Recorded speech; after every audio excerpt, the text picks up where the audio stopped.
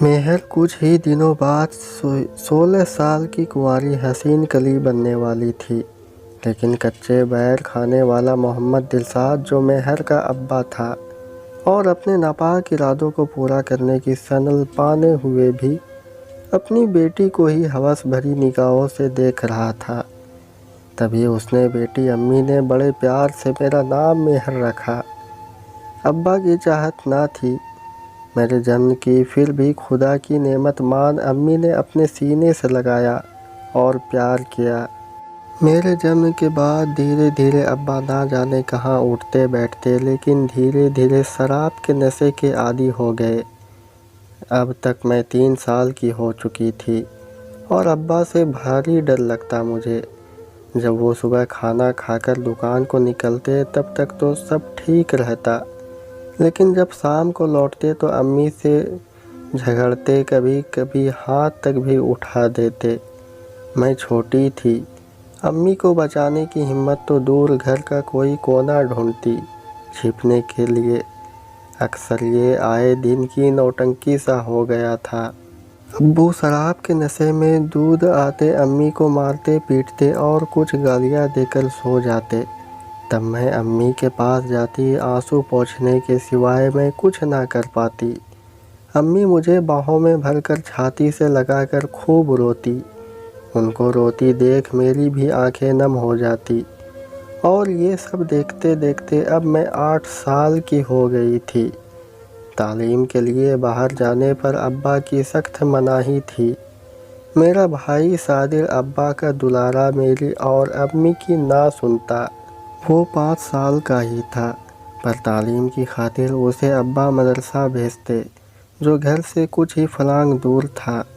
اس کے مجھ سے زیادہ دوست تھے۔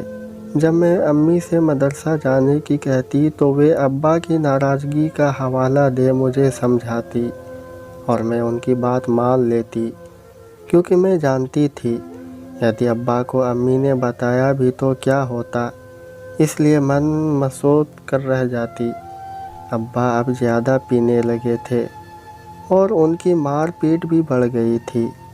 وقت بیتتا گیا، ابو کی کمائی اب بڑھ گئی تھی۔ وہ امی کی شراب چھوڑنے کی بات پر تو بہت چڑھتے۔ میں اب 15 سال کی ہو گئی تھی اور بھائی 12 سال کا تھا۔ ابا کے کام پر جانے تک صبح میں امی کا ہاتھ بٹاتی، پھر بھائی کی کتابیں جو یہاں تک بکھاری رہتی انہیں اکٹھا کر تھیلے میں رکھتی، اور بھائی مدرسہ جاتا، پھر گھر کے کپڑے دھوتی سکھاتی اور تہ سے رکھتی۔ ابو کے کپڑے پریس کرنا اور چیزوں کو ویوستھت کرنا میری ذمہ داری بن چکی تھی، اور میں پوری شدت سے اپنا کام انجام دیتی۔ لوٹ کر بھائی کے آنے پر کھانا پروسنا، نہانے کو پانی رکھنا اور دوپہر ڈھلنے پر کھیلنا، اور شام ہوتے ہی صادق دوستوں سنگ باہر چلا جاتا، اور رات ابا کے آنے سے گھڑی بھر پہلے آ جاتا۔ اور ایک شام جب ابو لوٹے تو 2 دوستوں کے ساتھ لے کر لوٹے۔ اس سے پہلے کبھی ان کے دوست گھر کے اندر تک نہ آتے تھے، باہر سے ہی لوٹ جاتے تھے۔ آج ان میں سے ایک کے ہاتھ میں دارو کی بوتل تھی تو دوسرے کے ہاتھ میں تندوری مرغا۔ امی نے ابو سے پوچھا، اب تک تو آپ پی کر آتے تھے اور اب اوروں کو بھی لانے لگے؟ گھر ہے، دارو کا اڈا نہیں۔ مجھے امی نے ہاتھ پکڑ کر کمرے میں گھسیڑ دیا، لیکن کمرے کے جنگلے میں ساری باتیں سن اور دیکھ رہی تھی۔ ابو حرام جادی، باہر سالے پولیس والے نہیں پینے دیتے، اور گھر پر تو ہے جان کی دشمن۔ امی نے دیکھو، اب ہم سب برداشت کریں گے، لیکن یہ سب باہر کیجیے۔ ابو یہ گھر میرا ہے، جو مرضی وہ کروں گا۔ تو ہوتی کون ہے مجھے روکنے والی؟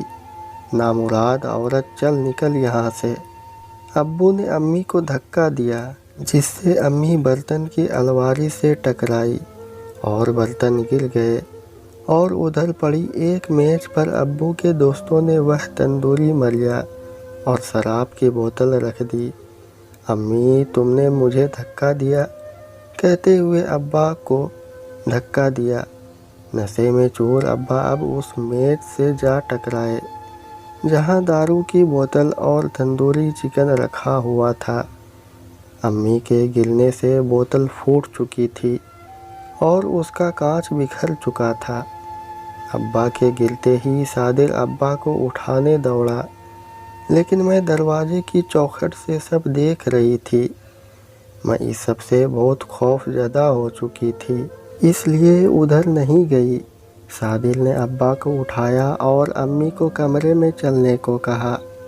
تب تک ابا نے غصے سے ٹوٹی کانچ کی بوتل سے ایک وار امی کی پچھلی کمر کے اوپر اور 2 وار سامنے سے پیٹ پر کر دیے۔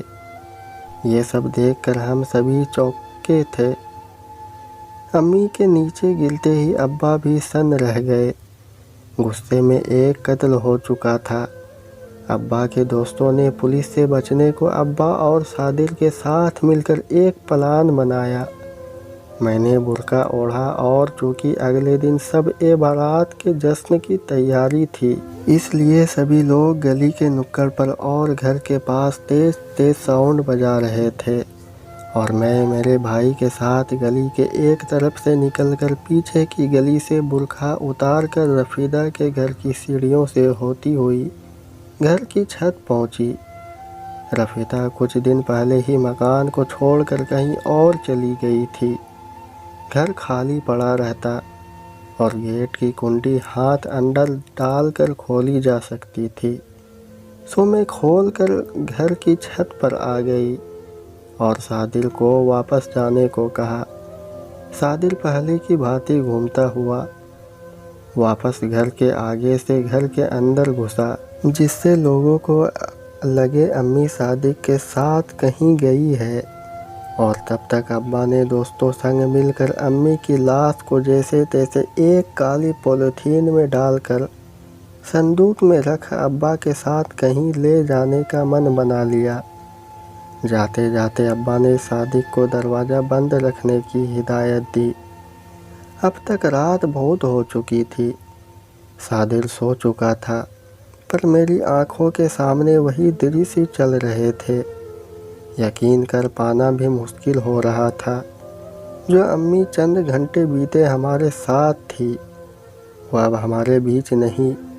کاش یہ سب برا سپنا ہو اور امی ایک آواز دے میں انہیں سینے سے لگا لوں گی، لیکن اب میں کبھی نہ مل پاؤں گی۔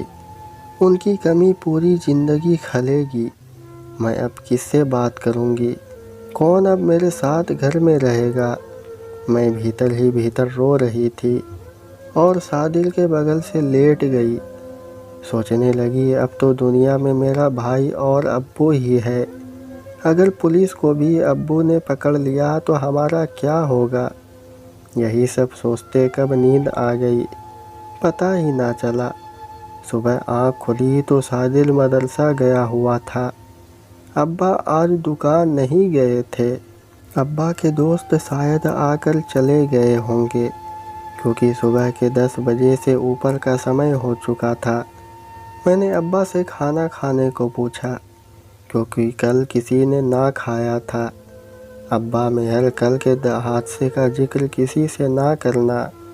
میں ایسا کرنا نہیں چاہتا تھا، لیکن مجھ سے غصے سے ہو گیا۔ مہر جی جانتی ہوں، آپ بے فکر رہیے، آپ کے اور صادر کے علاوہ کون ہے میرا؟ تبھی ابا حضور نے پہلی بار مجھے سینے سے لگایا۔ ابا صادر کو میں نے سمجھا دیا ہے، وہ ویسے بھی کسی سے نہ کہے گا۔ کوئی تمہاری امی کے بارے میں پوچھے تو کہنا کہ امی کہیں گھومنے گئی ہے۔ اچھا، آج شام بازار کی مسجد تک جاؤں گا۔ تمہیں کچھ چاہیے مجھ سے؟ آج تک ابو نے ایسا بات نہیں کی۔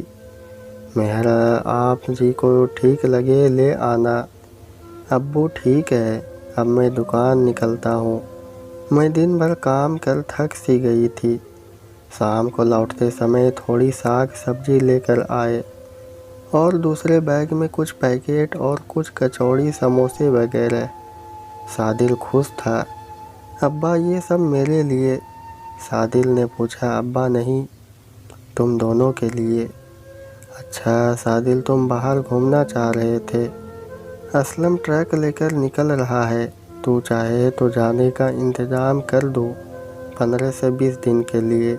سعدل ضرور ابا مہر، میں باہر جاؤں گا۔ بہت خوش ہو کر مہر، تمہارا بہت من تھا، اللہ کے کرم سے تیری منت پوری ہو گئی۔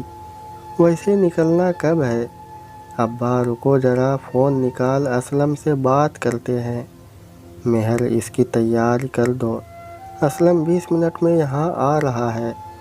مہر جلدی سے اس کے کپڑے ایک بیگ میں رکھ کر تیار کر دیتی ہے، اور جان کی خوشی کے کارن وہ جلدی سے اچھے سے مہر جی تک ابا بٹوا لے کر کچھ خریدنے کو چلے جاتے ہیں۔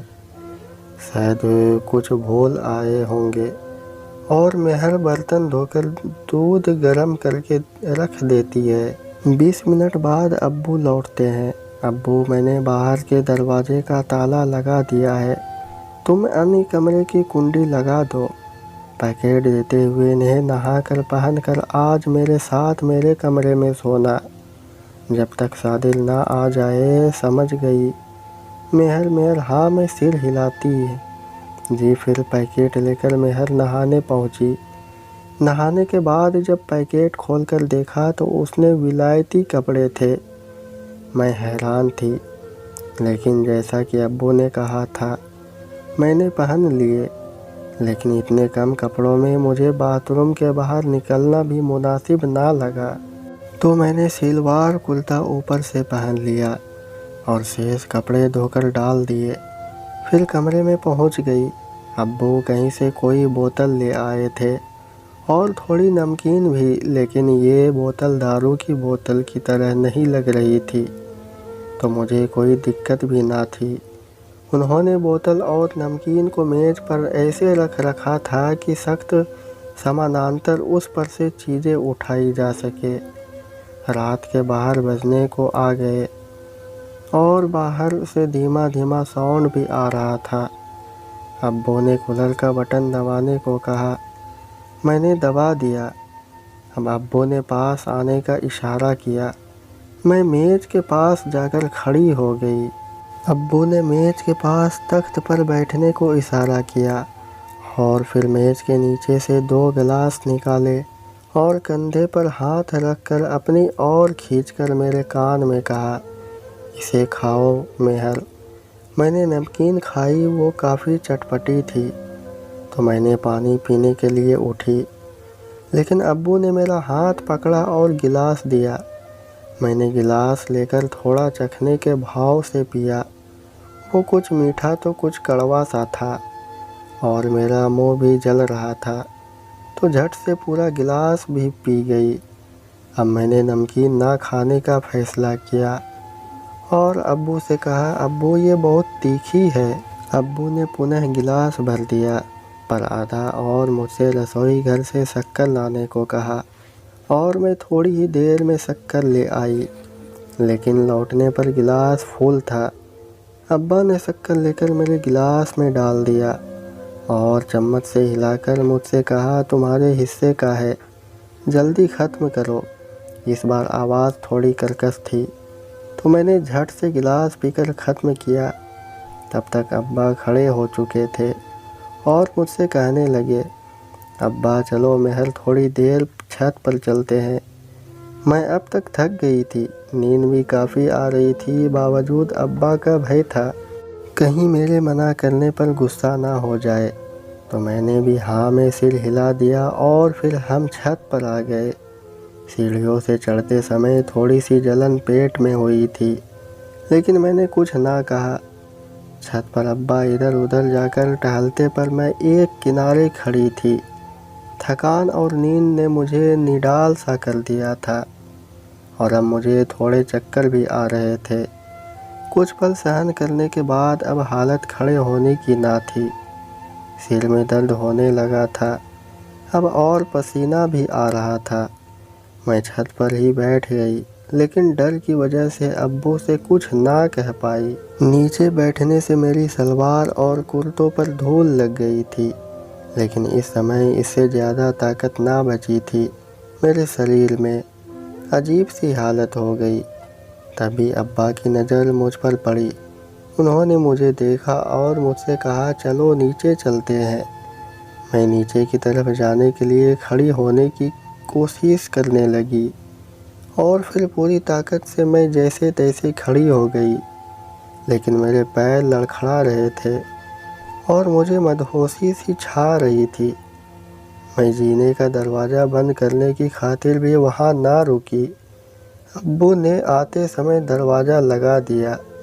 میں نیچے آ گئی۔ تبھی مجھے لگا کہ مجھے ٹوائلٹ جانا چاہیے۔ اب ہر قدم بھاری لگ رہا تھا اور اپنی حالت بھی بیان نہ کر سکتی تھی، لیکن جیسے تیسے ٹوائلٹ جا کر آ گئی۔ ابو کے کمرے میں تب ابو اپنا کپڑے اتار کر بنیان اور لنگی میں تختے پر لیٹ گئے۔ جو ہی میں لیٹنے کے لیے تخت پر بیٹھنے والی تھی، ابو نے کہا تمہارا شلوار اور کرتا گندا ہو گیا ہے، انہیں نکال کر مجھے دے دو۔ اب میری حالت ایسی نہ تھی کہ دوبارہ باتھ روم میں جا کر کپڑے بدل سکوں، تو میں نے کہا مجھے طبیعت ناساز لگ رہی ہے، میں باتھ روم تک نہ جا سکوں گی۔ انہوں نے کہا تم رکو میں اتار دوں گا۔ میں نے بولا نہیں، اور انہوں نے مجھ سے زبردستی کرنے لگے، مجھے کھینچنے لگے۔ اب مجھے کچھ سمجھ نہیں آ رہا تھا اور ابو کرتے کو تختے کے سرہانے کی طرف کھینچنے لگے، لیکن نیچے زمین پر ڈال کر پروں سے تختے کے اندر کی طرف سرکا رہے تھے۔ انہوں نے میرا ہاتھ ہٹایا اور کہا بس تم تھوڑا رکو، میں کھول دیتا ہوں۔